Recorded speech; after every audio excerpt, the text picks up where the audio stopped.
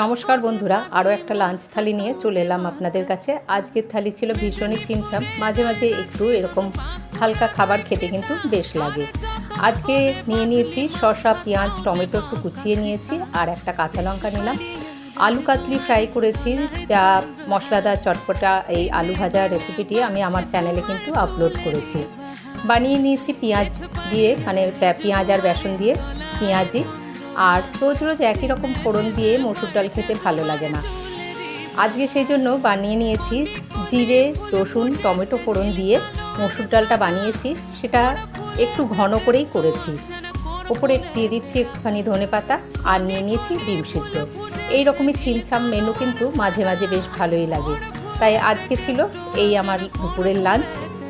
কেমন লাগলো আপনাদের অবশ্যই জানাবেন। আর আলু কাতলি ফ্রাই রেসিপিটি কিন্তু আমার চ্যানেলে গিয়ে দেখতে পারেন।